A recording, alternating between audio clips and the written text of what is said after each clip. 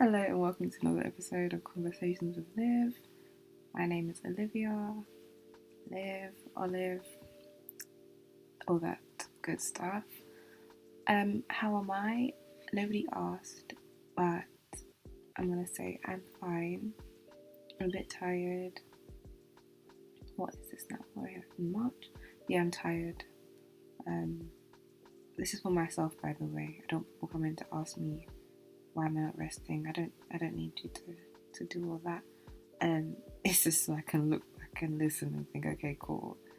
How was I feeling at that time? And I'll be like, okay, I was tired. Anyway, today it's just me, and we are discussing, me and you guys, we are going to discuss the hierarchy of needs, and if there is enough time and I am bothered, we will also discuss self actualization.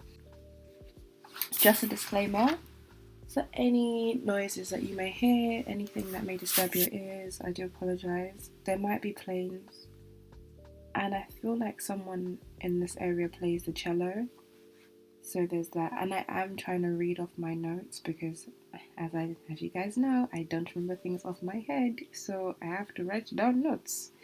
Anyway, let me get my notes up and let's hope and pray. Oh, okay, I can do this. All right. Perfect. So, let's set the scene. And you're just chilling, you're working, you're at home, and like maybe you're scrolling, online shopping, Instagram, whatever. And you're like, I really want. Let me use myself for an example. You're like, I really would like some trainers, as I'm obsessed with trainers. I'm like, yeah, like I should just buy some trainers. But there is no actual reason as to why I want to buy these trainers, except for the fact that, I want them. So it just comes and you think, okay, but do I actually need it? Now, in today's society, what I've seen, you guys can see what you want to see. But what I have seen, people are worried about having the latest things, thus making our social status kind of dependent on the amount of material items you possess. So if you have, luxury cars, clothes, you're kind of seen as, wealthy or goals, whilst those that don't have them are called broke. Now, obviously, if you look deeper into what wealth actually is, you will know that no amount of luxury item equates to actually being wealthy. But again, I'm digressing. So essentially, whether or not you have the most expensive items, if you do not have the bare necessities, then you have nothing. So the bare necessities are kind of things you need to survive. Things that make you grow as a person, things that make you happy. The rest are wants, they're not needs. Now, that's not me saying that wants are a bad thing. However, when you place too much value on the wants in your life, your basic needs can get overshadowed. Now, I'm also speaking from a place of privilege. Not everybody has the money, the time, the thought process, the ability to indulge in their wants. They're just trying to find their needs. I'm not talking about those people. I'm talking about people that are able to indulge in their wants as well as their needs. So, like I mentioned before, your basic needs that I put, this is what I think, because I don't want anyone telling me that this is not right. I believe everybody needs a good support unit. You need to eat good food, not necessarily expensive food, but good food to nourish yourself, to live. If you don't eat properly, if you eat badly every day, you're not going to nourish your body, and in doing so, you're not going to perform the best way you need to perform during the day, whether you're at work, school, whatever. And you need a good environment. So someone to rest your head, someone that's not going to stress you out mentally, because as well as being physically sick, if you're mentally ill due to the environment being toxic or you not being able to grow the way you need to, there's no point in being in that environment. Now, with that in mind, we are going to discuss Maslow's hierarchy of needs. So the original hierarchy of needs, the 5-stage model. There's other versions, there's other viewpoints, but I'm just gonna talk about the 5 stages. And if you want more information, you can Google. Google is a very good tool that everyone should use. I'll also link a video, and I'll also link a book if you want to read the book or watch the video for free. However, just again, it's not part of this, but just doing general research for yourself is a good skill to acquire. Anyway, so Maslow discusses that he believed that our most basic need is for physical survival, and once we've been able to get that need fulfilled, then the rest, like, will be motivated to get the rest. So I'm gonna read it from, it will be good actually if I put, I'm doing work for myself.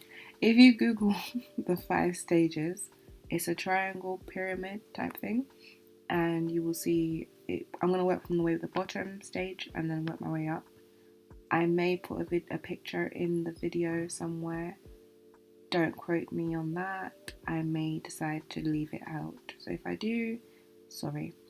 So the first bottom layer is physiological needs. So those things include air, water, food, shelter, sleep, clothing, and it says being able to reproduce. That is a physiological need. Some may argue that reproduction is a luxury, as children are expensive, as well as they also need proper nurturing. If you're not in the financial or mental space for a child, you don't just have one because it's a need. However, Maslow put it as one, so I'm just going to read it out. The level above that is safety needs, so personal security, employment, resources, health, and property. The one above that is love and belonging, so friendship, intimacy, family, and sense of connection. The one above that is esteem, so respect, self-esteem, status, recognition, strength, freedom, and the last one is self-actualization, so the desire to become the most that one can be. So what it is that if we as humans don't get our basic levels met, so our physiological needs met, so food and shelter, I'm not going to say the rest, there's a lot. If you don't get those met, there's no hope for the rest of those things. You can't expect to be able to maintain a friendship or a romantic relationship or have good family relationships if you're not able to feed yourself or able to find somewhere to sleep. So once you're able to find somewhere to sleep so that your body is able to function at this optimum level, then you can consider the next level, which is the safety needs. So this is due to us as humans. Even though not everything is in our control, we want to be able to have some kind of safety net's not, no, you know what, we are okay. So our safety needs can be met by our family and our society, i.e. the police, NHS if you're in the UK, or any kind of medical institution. But for some people in certain countries, they don't even get their safety needs met because they might have a corrupt police system, they might have poor healthcare, things like that. The next level, if you do get that met, is being able to now have your social needs met. So again, love, friendship, things like that. Those are only met if you have your safety needs and your physiological needs met. We're now onto the 4th level, which is esteem. So self-esteem, the respect for others, things like that. Those are only met after the first 3 physiological needs, safety needs, and love and belonging are met. We can now do esteem. And the last one, which is self-actualization, which is what you need to be able to become the best person that you can be, that's only met once the first 4 levels are met. I'm going to quote something that Maslow said directly, and he said, "It is quite true that man lives by bread alone when there is no bread. But what happens to man's desires when there is plenty of bread and when his belly is chronically filled? At once, other and higher needs emerge, and these rather than physiological hungers dominate the organism. And when these in turn are satisfied, again new and still higher needs emerge, and so on. This is what we mean by saying that the basic human needs are organized into a hierarchy of relative prepotency. So that little paragraph there just essentially just summarizes what he meant by the whole triangle. You can't hit a romantic relationship if you don't have something to eat. You can't start thinking about your safety if you don't have something to eat. You can't look at your self-respect or self-esteem if you don't have something to eat. So he also mentioned that it's not as rigid, and that's something that I wanted to kind of touch on. I don't really believe in the structure like the way he put it. I do think some things can kind of intertwine. I'm a big believer in like your mental and how you view yourself being the catalysts of everything else. So I do agree that you need food, water, shelter, etc. However, I would take maybe a good family background from the third level and a good self-esteem and respect for yourself from the second level and add them into the basic level as well. Because if you just view yourself in a bad way, or if you have bad family ties, I'm talking like maybe adolescent level, so like from a child to when you move out or go to school or whatever, you won't flourish. It's just not going to happen. You will have issues. Oh, it might sound really bad, but there'll be certain issues that you have due to not having the best family background, or there'll be certain issues you have due to not having the best self-esteem for yourself. So that's something that I would just look at. I don't know, you might look at this triangle and think it's correct. I should stop calling it a triangle, it's a pyramid. You might look at this pyramid and be like, you know what, I agree with the way that he laid it out. Or you might be like me and try to swap things around. But like Maslow said, he did say this a bit after. So he created this triangle in 1943, or he published it. Pyramid. He created this pyramid in 1943. But then he kind of added on to what he said in 1987, saying it's not rigid, etc., etc.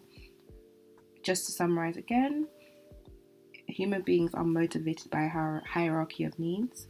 Needs are organized in a hierarchy of prepotency in which more basic needs must be more or less met prior to higher needs. The order of needs is not rigid, but instead may be flexible based on external circumstances or individual differences.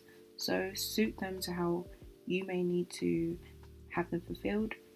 Someone might prioritize personal security or finances due to their own internal issues and internal reasoning.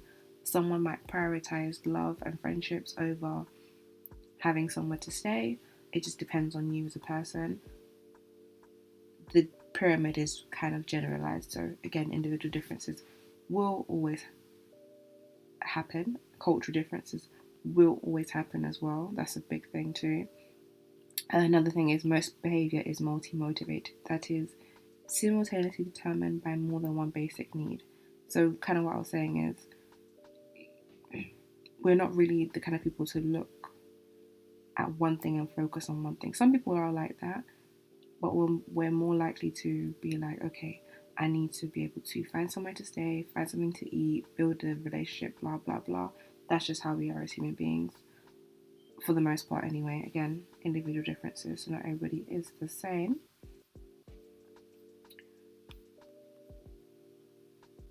Now, Maslow put self-actualization as like the top level of his pyramid, and I really appreciate his mentioning of self-actualization because it was kind of easy for us to look at what we lack, but when we kind of highlight the positive or how we can get to the best places in our life, I do think it's a good thing. So he sees it as a person who's always becoming and never remains static or remains the same, and I agree. In self-actualization, a person comes to find a meaning to life that is important to them. I also agree with that too. So that was like a very, very, very brief discussion on the hierarchy of needs. I just wanted to touch on a few things. Just how to like not indulge in your needs, not in your needs. Just how to not really allow your wants to overcome you and stop you from making the right decisions. Now, I say that because sometimes when people want to keep up with trends and keep up with appearances, they may lose themselves or lose their values, try and cheat people out of things just so they can keep up appearances. If you can't afford something, I'm not going to give you the metrics into which you can afford something. That is up to you to decide whether you can or not, whether you can or cannot afford something. But if you know you can't afford something, don't buy it. If you know you can't afford to keep up a lifestyle, don't do it.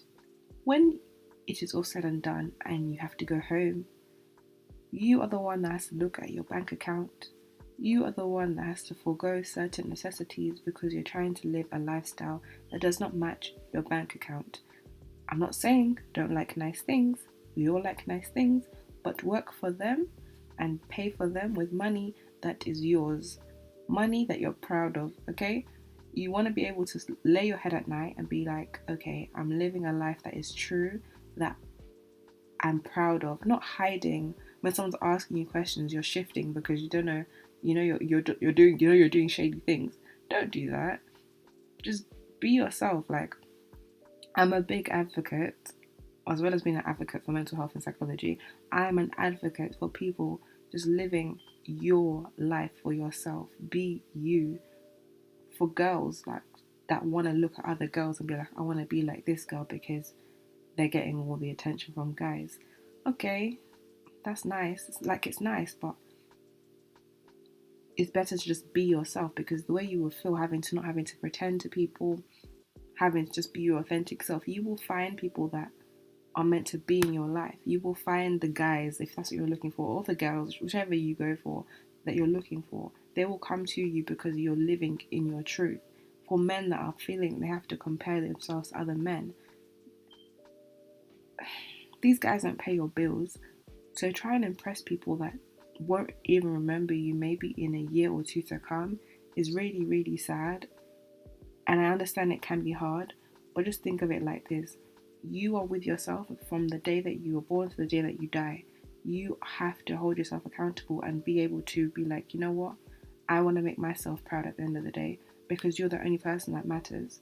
So when we're thinking, oh, I need, if it's for you and you can afford it and it's to make yourself happy, then go for it. But when you now start adding in other people into the mix and thinking, oh, if I do this, this person will like me. If I do this, it'll get me to these places. That's where we go wrong.